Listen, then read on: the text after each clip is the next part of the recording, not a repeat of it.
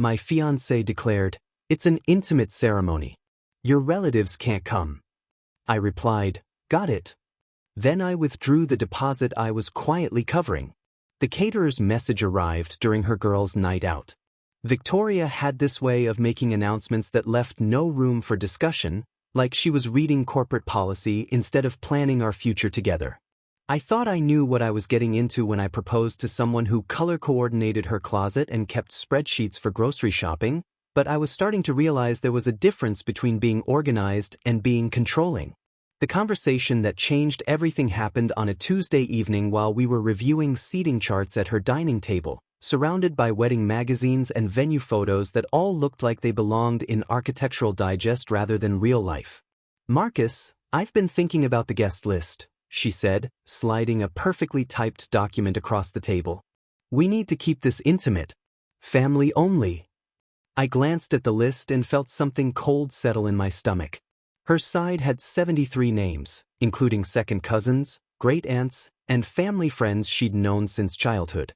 My side had 4 names crossed out in red ink: my father, my twin sister Emma, my uncle Robert who'd helped raise me after Mom died, and my cousin Jake who'd been my best man at 2 other weddings. "Victoria, what happened to my family?" She didn't even look up from her planner. "It's not that I don't like them, Marcus. It's just that they wouldn't really fit with the vibe we're going for. Your dad's sweet, but he still wears his work boots to restaurants. Emma's lovely, but she's so casual about everything. And your Uncle Robert, bless his heart, but he tells those long construction stories that make people uncomfortable." I stared at her, trying to process what I was hearing. "These are the people who raised me. They're the reason I became the man you supposedly fell in love with.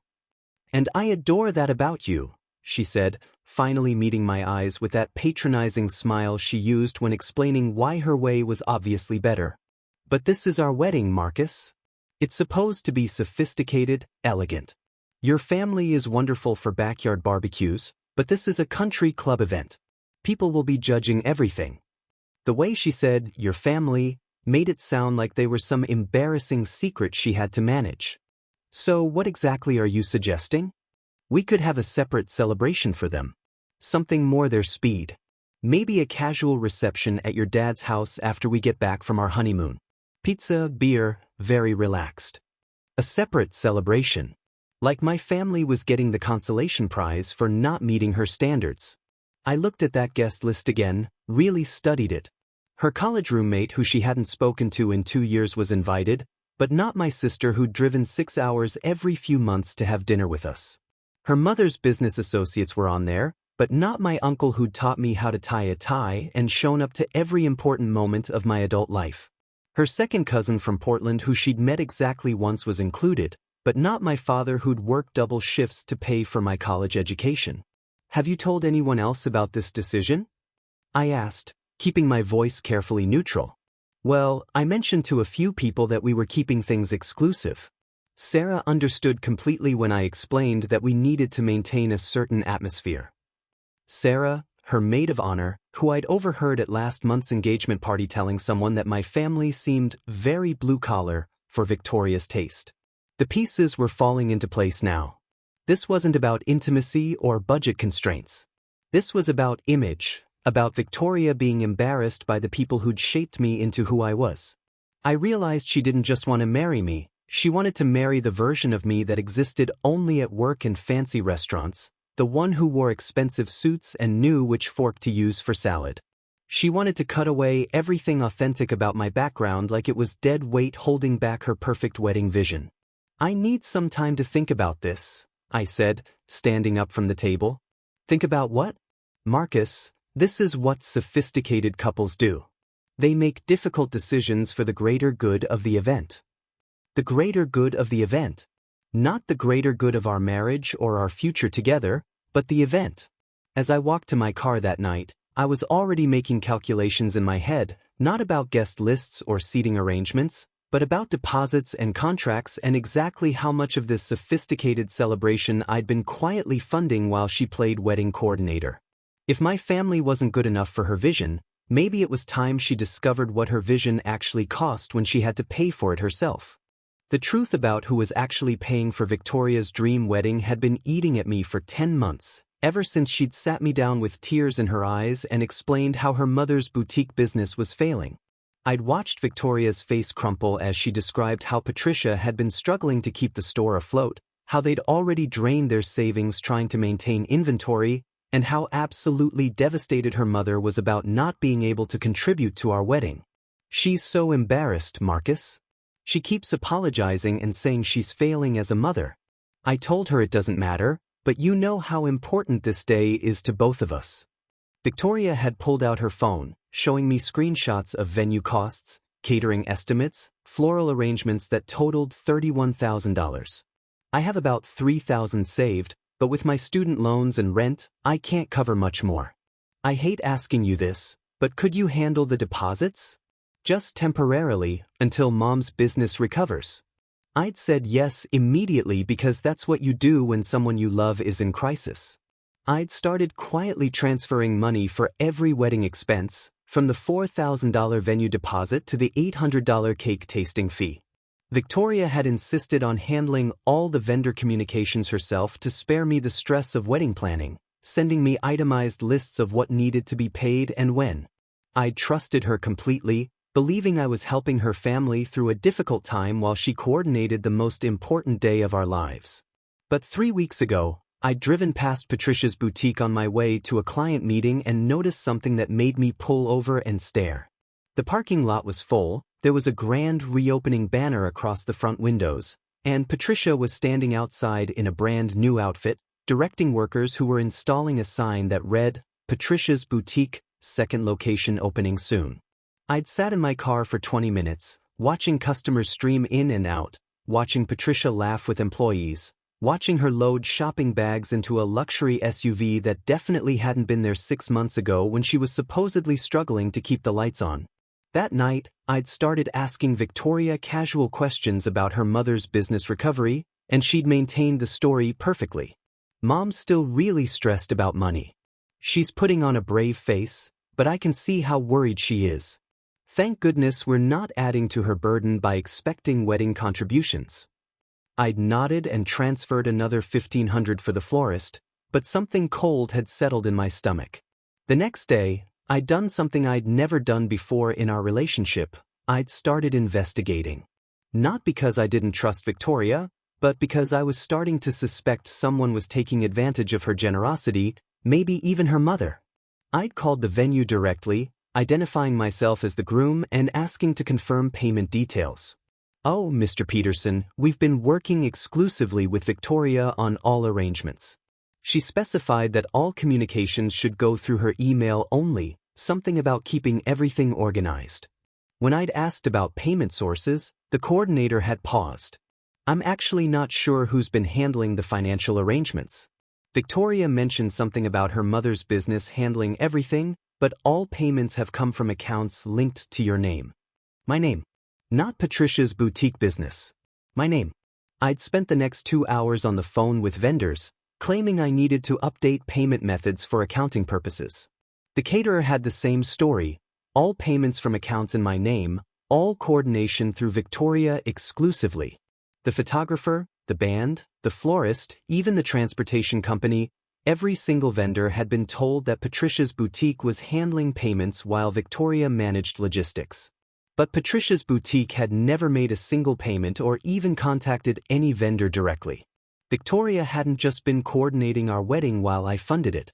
She'd been deliberately keeping both sides of our families from communicating directly with vendors, creating an elaborate system where everyone believed someone else was handling the financial responsibilities. She'd been sending fake email confirmations to her own family showing boutique business payments that never actually happened, while sending me real vendor invoices that I'd been paying without question. The deception was so thorough, so carefully constructed, that neither my family nor hers had any idea who was actually funding the celebration.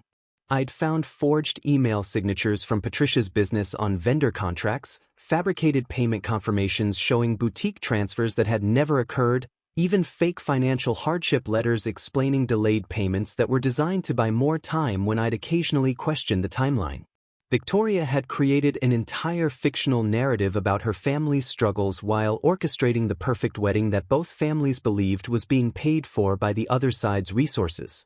As I sat in my office that evening, staring at spreadsheets showing $31,000 in payments I'd made for a wedding that excluded my own family, I realized this wasn't just about guest lists or sophisticated celebrations. This was about someone who'd built our entire relationship on a foundation of calculated lies. The timing had to be perfect, and Victoria's Girls' Weekend in Miami gave me exactly the window I needed to systematically dismantle the wedding she'd built on deception. She'd left Thursday morning with 3 suitcases and endless excitement about celebrating her upcoming marriage with her closest friends, posting Instagram stories from the airport about one last weekend of freedom before becoming Mrs. Peterson. I'd kissed her goodbye and wished her a wonderful trip, knowing that by the time she returned, there wouldn't be a wedding to celebrate. I'd spent 2 weeks researching cancellation policies and vendor contracts, creating my own spreadsheet that mapped out exactly which deposits were refundable and which weren't, calculating timing requirements and financial implications with the same precision I used for architectural projects. The wedding was 32 days away, which put me just inside the cancellation window for most vendors with minimal financial penalties. Friday morning, I started with the caterer. "Hi, this is Marcus Peterson calling about the Peterson-Williams wedding on October 15th. I need to discuss cancellation options." The coordinator sounded genuinely surprised. "Oh, Mr. Peterson, I wasn't expecting to hear from you directly. Victoria usually handles all communication. Is everything all right? There's been a change in circumstances. What would be involved in canceling our service?" After 20 minutes of hold music and supervisor consultations, I'd recovered $4,800 of the $6,000 I'd paid, losing only the non-refundable tasting fee and administrative costs. Next was the venue coordinator, who was considerably more difficult to reach but ultimately confirmed that their 30-day cancellation policy would return $7,200 of the $9,000 deposit. The florist was apologetic but professional, agreeing to cancel the elaborate centerpiece arrangements and returning $3,400 while keeping $600 for flowers already ordered. By Friday evening, I'd contacted 8 vendors and recovered $19,300 of my investment, with the remaining conversations scheduled for Saturday morning. The photographer was actually relieved to get the cancellation call. "Honestly, Mr. Peterson, I'm grateful for the notice. I have another couple who's been begging for your date. I can refund everything except the engagement session fee." Another $2,400 recovered. The band leader seemed less surprised than I'd expected. "You know, I had a feeling something might happen with this event. Your fiancée was very particular about vendor communication protocols. Almost like she didn't want anyone talking to each other." That comment stuck with me as I worked through the remaining vendors. The transportation company, the cake designer, even the rental company for linens and chairs, everyone mentioned Victoria's insistence on exclusive communication channels and her unusual emphasis on keeping financial arrangements confidential. By Saturday afternoon, I'd recovered $27,500 of my $31,000 investment, losing only non-refundable deposits and administrative fees that totaled $3,500. Not a complete financial recovery, but far better than losing everything to someone who'd excluded my family from their own celebration. The real satisfaction came from the timing coordination. I deliberately scheduled the final cancellation calls to happen while Victoria was posting her Miami pool party content, ensuring that each vendor would attempt to reach her during her girls' weekend celebration. I'd asked several vendors to confirm the cancellations via email to her preferred coordination address, knowing she'd be checking messages between mimosa photos and beach sunset selfies. Saturday evening, while Victoria was posting stories about living my best life with my girls before the big day, Sarah texted me directly. "Marcus, something weird is happening. The venue coordinator called me asking about payment arrangements because they can't reach Victoria.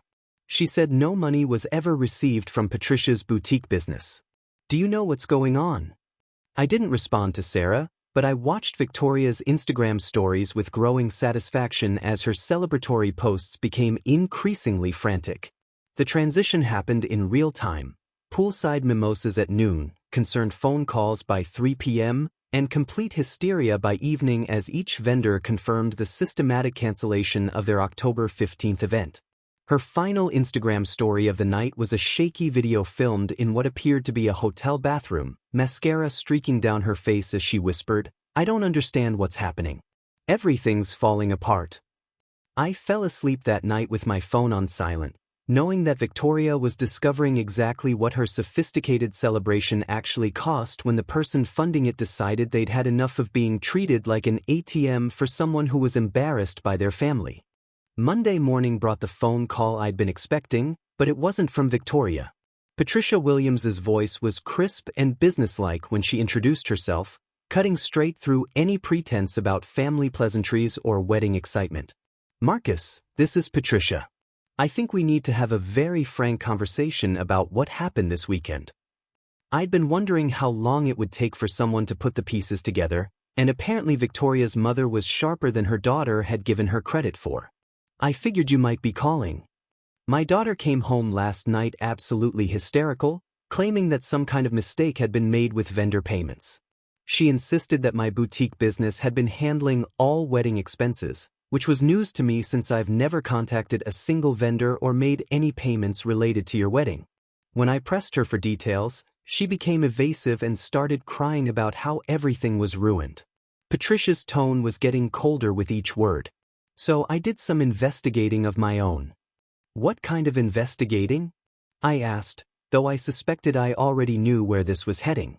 I called the venue coordinator directly, identified myself as the mother of the bride, and asked about our payment arrangements. Imagine my surprise when she told me that no payments had ever been received from Patricia's boutique, but that all charges had been processed through accounts linked to Marcus Peterson. The silence stretched between us for several seconds. "Patricia, your daughter told me 10 months ago that your business was failing and you couldn't contribute to the wedding expenses. She showed me financial statements, talked about how embarrassed you were about not being able to help with costs. I've been covering everything because I thought I was helping your family through a crisis. Marcus, my business has been thriving for the past year and a half. I just opened a second location last month and bought a new car. I've been wondering why Victoria never asked me to contribute anything to her wedding, but she kept saying you and your family had everything handled and didn't want any financial help from us." The picture was becoming completely clear now, and it was worse than I'd initially thought. Victoria hadn't just deceived me about her family's financial situation, she'd been lying to her own parents about who was funding their daughter's wedding. "There's more," Patricia continued, her voice tight with controlled anger. "When I confronted Victoria with what the venue coordinator told me, she tried to convince her father that you were lying about making any payments. She claimed you were trying to manipulate the situation by pretending you'd been funding everything. But I'd already called 3 other vendors by that point." I could hear Patricia taking a deep breath, trying to maintain her composure. "Marcus, I owe you an enormous apology. My daughter has been using both our families, lying to everyone involved, and I'm absolutely mortified by her behavior. I don't know what she was thinking or what she was trying to accomplish, but this level of deception is unacceptable." "What did Victoria say when you showed her the vendor confirmations?" "She had a complete meltdown. Accused me of trying to sabotage her relationship, claimed I was jealous of her happiness, even suggested that I was conspiring with you to ruin her wedding. When her father got involved and started asking direct questions about timeline and payments, she locked herself in her childhood bedroom and refused to come out." Patricia sighed heavily. "David doesn't know what to think. He's been under the impression that your family was handling all wedding expenses, and now he's learning that you've been carrying the entire financial burden while our daughter played coordinator and lied to everyone involved." The conversation was interrupted by another call coming through, and I recognized Victoria's brother Michael's number.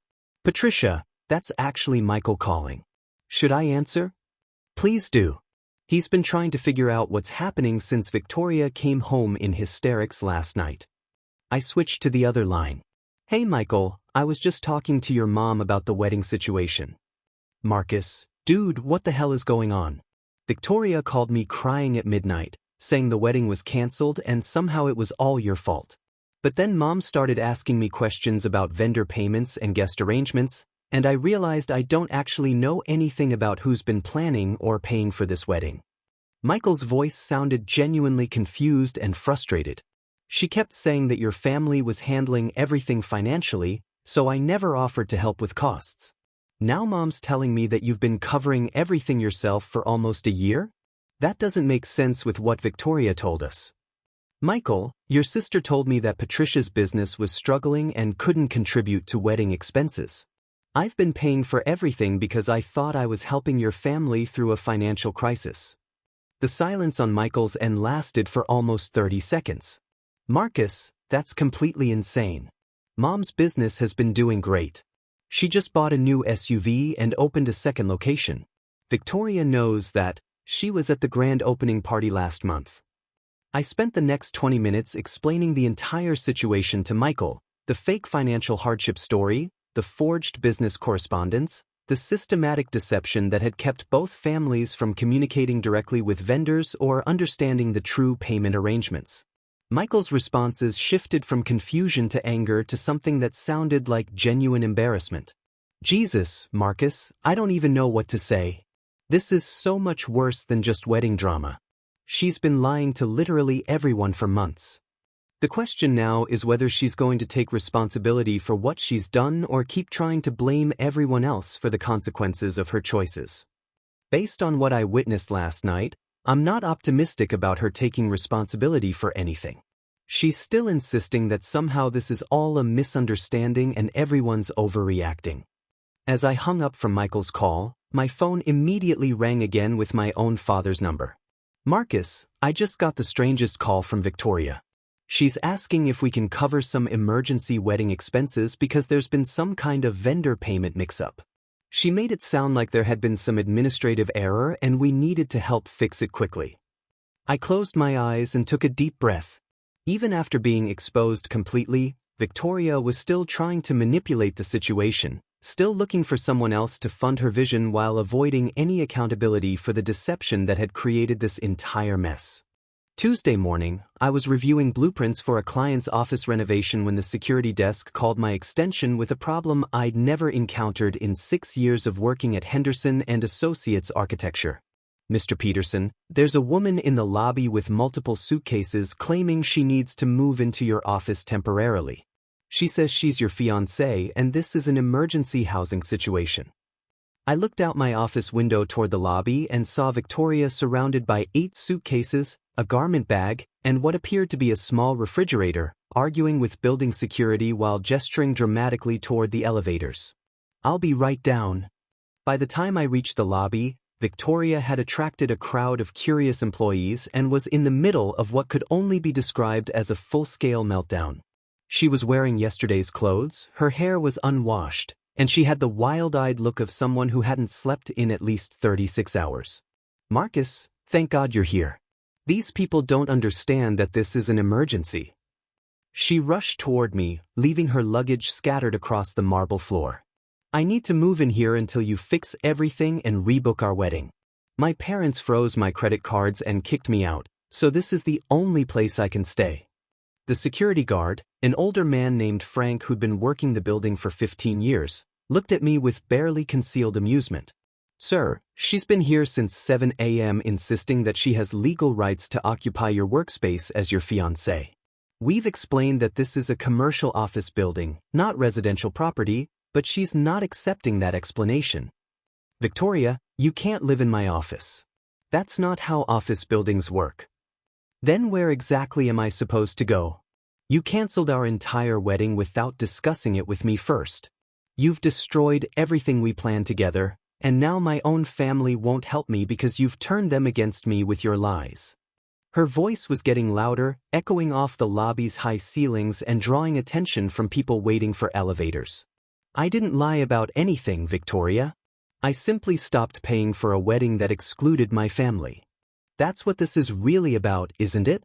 You're punishing me because I tried to create a sophisticated celebration instead of some blue-collar barbecue that would embarrass us both.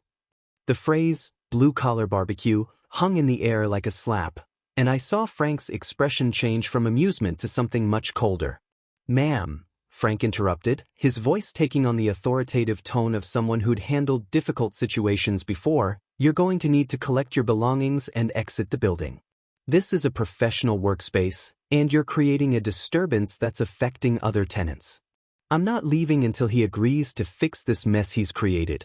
Marcus, I'll stay right here in this lobby until you come to your senses and rebook everything. I'll sleep on these chairs if I have to."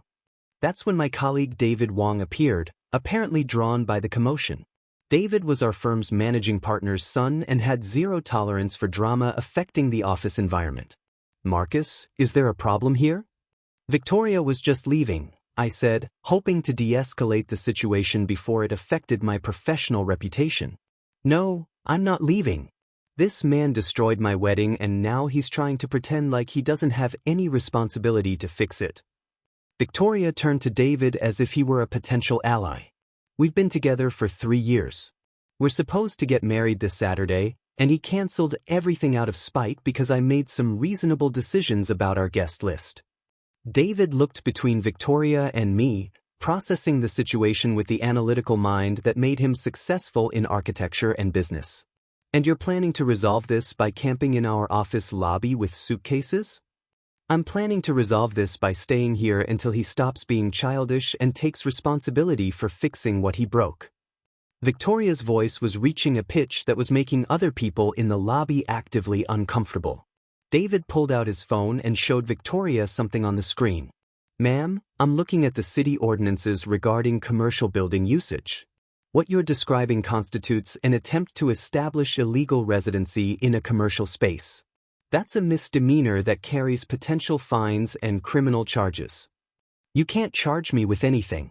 I'm not trying to live here permanently. I just need somewhere to stay until my fiancée stops acting like a child."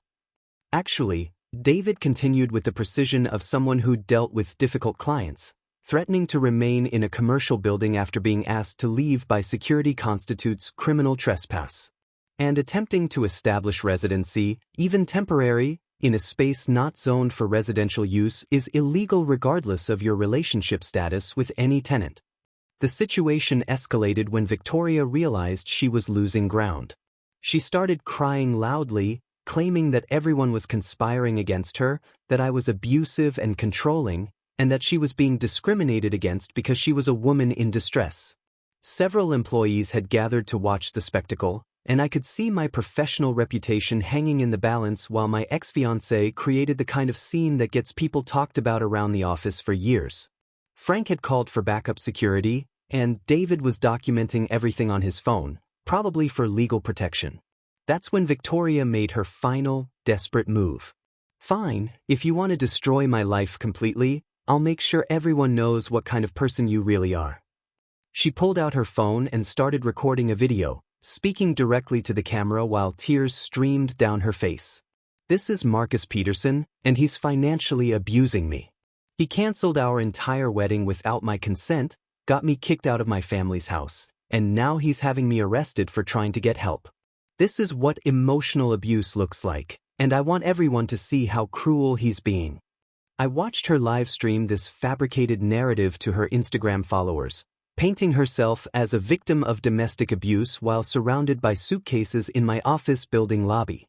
Within minutes, her phone was buzzing with notifications from people who believed they were witnessing actual abuse rather than the consequences of her own deceptive behavior.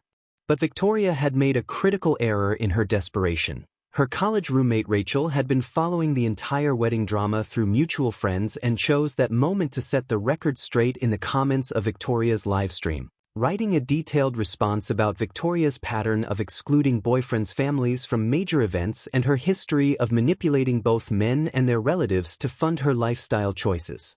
Saturday morning, the day that should have been our wedding, I woke up to 17 missed calls and 43 text messages, all variations of, "You need to see what Victoria's doing right now." My sister Emma had sent me a link to Victoria's Instagram livestream with a message that simply said, "I can't believe this is real." I opened the stream to find Victoria standing in the botanical gardens wearing her $4,000 wedding dress, a full veil, and professional makeup, talking to her phone camera while positioned in front of an elaborate floral arch she'd somehow managed to create overnight. Hello everyone, and welcome to my wedding day, she announced to the camera with a smile that looked simultaneously radiant and completely unhinged. I know many of you have been following the drama this week, but I decided that no one was going to ruin the most important day of my life. So I'm proceeding with the ceremony exactly as planned. I sat in my kitchen, coffee growing cold in my hand, watching my ex-fiancée conduct a wedding ceremony with an imaginary groom while dozens of confused tourists wandered through the background of her livestream. She'd recreated elements of our planned reception: white linens draped over park benches, candles arranged around the fountain, even a small wedding cake positioned on a folding table she'd apparently brought herself. Marcus couldn't be here today, she explained to her phone camera while gesturing toward an empty space beside her, but that doesn't mean our love story ends. Sometimes one person in a relationship needs to show the strength to move forward when the other person is too scared to commit. She was actually performing both parts of the wedding vows, speaking her lines then pausing dramatically before delivering responses in a deeper voice that was supposed to represent me accepting her hand in marriage. Do you, Marcus, take Victoria to be your wife, in sickness and in health, for richer or poorer? I do, she said in the fake deep voice, nodding solemnly. And do you, Victoria, take Marcus to be your husband, promising to love and honor him even when he's being difficult and unreasonable? I do, she replied in her normal voice, wiping away what appeared to be genuine tears. The live stream audience was growing rapidly, and the comments were shifting from supportive to concerned to completely horrified as viewers realized they were watching someone having a complete psychological break in real time. Rachel had joined the stream and was providing running commentary for newcomers. This is Victoria Williams pretending to marry her ex-fiancé who canceled their wedding after she excluded his entire family and lied about who was paying for everything.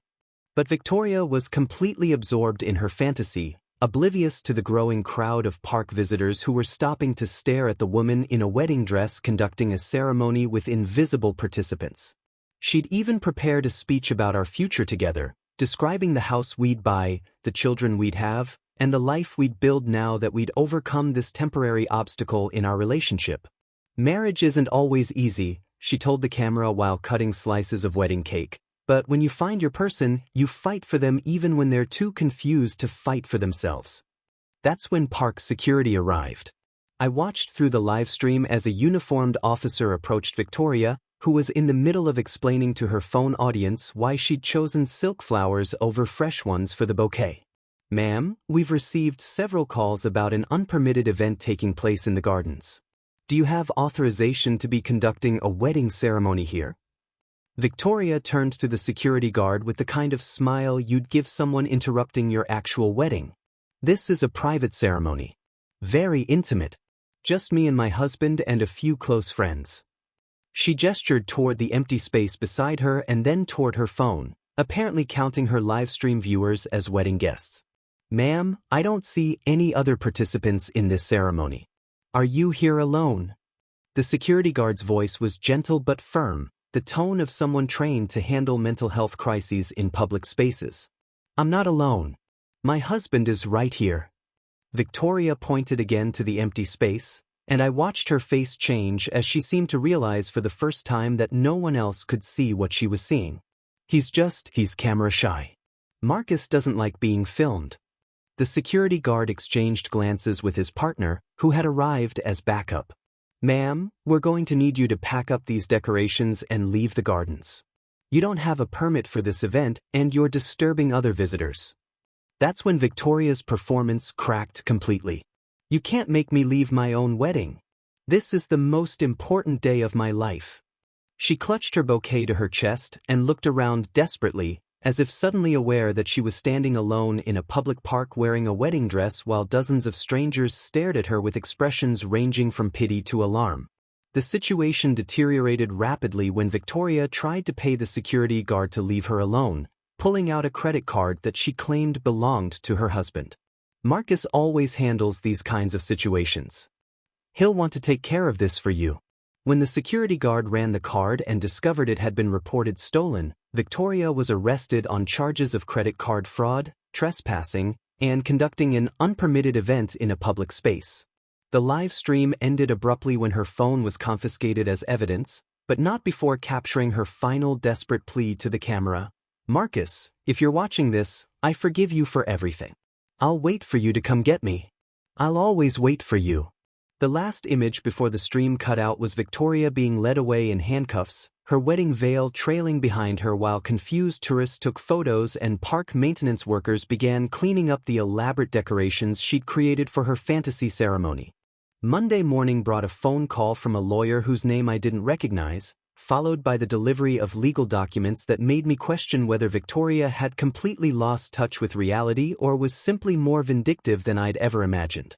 The lawsuit, filed in rainbow-colored ink with glittery stickers decorating the margins, demanded $300,000 in damages for breach of promise, emotional distress, lost future earnings, and something called lifestyle disruption compensation. Victoria was representing herself, and her legal arguments read like a combination of daytime television drama and someone's fever dream about contract law. She claimed that my cancellation of our wedding constituted a binding contract violation that had damaged her reputation, destroyed her future earning potential as a married woman, and caused irreparable harm to her social standing in the community. According to the documents, she was seeking $50,000 for the emotional trauma of public humiliation, $100,000 for lost future income based on her expectation of becoming a supported spouse, and another $150,000 in punitive damages for what she called my cruel and calculated destruction of her life plans. The most surreal part was her claim that I had manipulated her into financial dependency by offering to pay for wedding expenses, then maliciously canceled everything to exert control over her life. The defendant systematically isolated the plaintiff from her family's financial resources, the document stated in Victoria's distinctive handwriting, by convincing her that he would handle all wedding-related expenses, then weaponized this financial arrangement to punish her for making reasonable decisions about their celebration. She had apparently forgotten that she was the one who'd created the elaborate deception about her family's financial struggles, and was now arguing that my willingness to help during what I believed was a crisis had somehow been part of a long-term manipulation strategy. The judge who reviewed the initial filings seemed unimpressed with both the legal reasoning and the presentation, dismissing most of the claims but allowing the credit card fraud case to proceed since Victoria had actually committed a crime by using my financial information without permission. While Victoria's legal drama played out in family court, I was using my recovered wedding funds exactly the way I'd always planned to build something meaningful for my actual future. The first thing I did was book a 2-week cruise for my father, my sister Emma, my uncle Robert, and myself, the family members who hadn't been sophisticated enough for Victoria's country club vision. We sailed to Alaska, spent our days talking about everything except wedding drama, and I watched my father laugh harder than he had in years while my uncle told construction stories that apparently made excellent dinner conversation when you weren't worried about maintaining some artificial standard of sophistication. Emma took hundreds of photos of glaciers and wildlife, and I realized how much I'd missed spending time with people who actually wanted to be around me rather than around my bank account. The cruise cost $8,000, money that would have gone toward flowers and centerpieces for people who thought my family wasn't good enough to attend their own relative's wedding. When we returned, I put the remaining $19,000 toward a down payment on a small house in the same neighborhood where I'd grown up, 15 minutes from my father and walking distance from the elementary school where Emma taught 3rd grade. Meanwhile, Victoria's parents were dealing with their own crisis as the full extent of their daughter's deception became public knowledge. Patricia filed for divorce from David after discovering that Victoria's lies had extended far beyond wedding planning, including fabricated stories about David's approval of various financial decisions and forged signatures on documents related to the boutique business expansion. The divorce proceedings revealed that Victoria had been intercepting mail and phone calls between her parents for months, creating an elaborate system of communication control that had prevented them from discussing their daughter's relationship or wedding plans directly. David lost his job at the bank when his employer learned that his daughter had been using his name and position to create credible-sounding financial hardship stories that had influenced my decision to fund their wedding. Patricia kept the boutique business but had to buy out David's share at market value, which left both parents financially stressed and emotionally devastated by the realization that their daughter had manipulated their entire family for almost a year. The most bizarre development came 6 months later when I started receiving wedding anniversary cards addressed to Mr. and Mrs. Marcus Peterson, with return addresses that traced back to the county jail where Victoria was serving 90 days for credit card fraud. The cards contained lengthy handwritten letters describing our first year of marriage, complete with detailed accounts of household decisions we'd supposedly made together, vacations we'd never taken, and conversations about starting a family that existed only in Victoria's imagination. She wrote about how proud she was of my recent promotion, how much she loved decorating our new home, and how excited she was about the dinner party we were planning for our first wedding anniversary celebration. The letters were so detailed and convincing that someone reading them might actually believe we were living as a happily married couple rather than two people who hadn't spoken since the day I canceled our wedding.